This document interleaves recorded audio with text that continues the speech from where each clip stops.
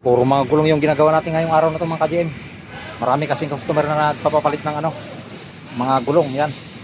Apat na gulong ito sa isang sakyan. Kanina natapos na natin yung isa.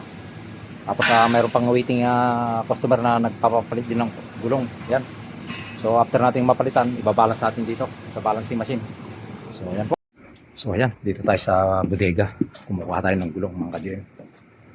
Ito yung gulong na kukunin natin. Apat, papalitan natin yung Ford Taurus yan. 23550 R18. Malapad dito na manipis. Matigas yung labi. Kabit. Pero okay lang yan. Kaya-kaya natin kabit yan. Yan. So ito na po mga ka-GM yung apat nating gulong na papalitan. No? Yan. Sa Dodge Charger. Yan, no? Malaking size ito. 245-45 CR20. May inner, may outer ito mga ka-GM. Yan, no? Pagkabit hindi pwede magkabaliktad.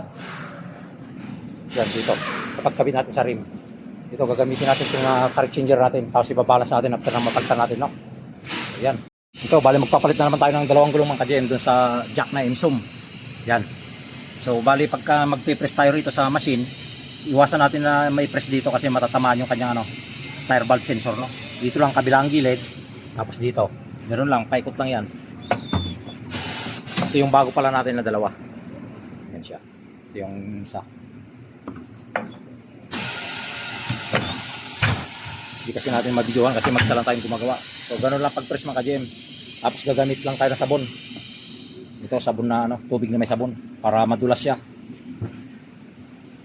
Yan, so mga ka-GM, pag magtatanggal tayo ng gulong yung kanyang tire valve sensor dito nasa 12 o'clock. Dito siya para hindi matamaan ng spanner o kaya itong pinaka-lever natin. So yan, tapos aangatin natin yan. Yan o. Ganun lang siya. Tapos papaikutin na natin yan mga ka-GM. So ayan. Tapos ibabalik natin dito sa 12 o'clock dito. Yung kanyang valve yan. Pagka magkakabit naman tayo dito sa 6 o'clock dito. Dito lang sa katapatan niya. Dito banda.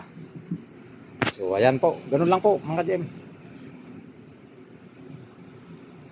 So ito po mga ka-GM, bali tinatanggal natin yung gulong niya pangharap at ito papalitan natin kasi ito kung makikita nyo, oblong na siya. Maingay daw sabi ng customer natin pagka tumatakbo.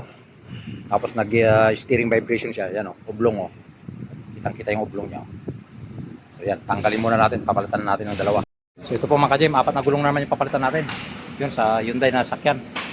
Apat yan. Yan, tatanggalin muna natin yan dito sa tire changer machine natin. Ito yung apat na bago. Yan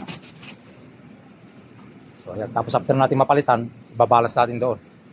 So dito po mga ka-GM, sabi na balance natin na gulong na pinalitan natin na bago, no? Bali maglalagay tayo ng weights. Ito yung panlagay natin, 25 grams. Kasi yung numero dito sa ating machine, bali 25 siya sa inner. Dito sa outer, 0 na siya, okay na yan. Dito lang lalagyan natin sa loob. Yan, dito sa taas.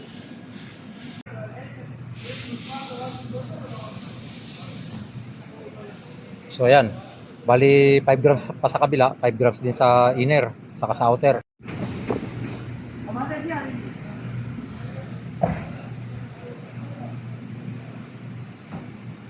So ayan, bali 0-0 na siya. Okay na mga ka-GM. Yan.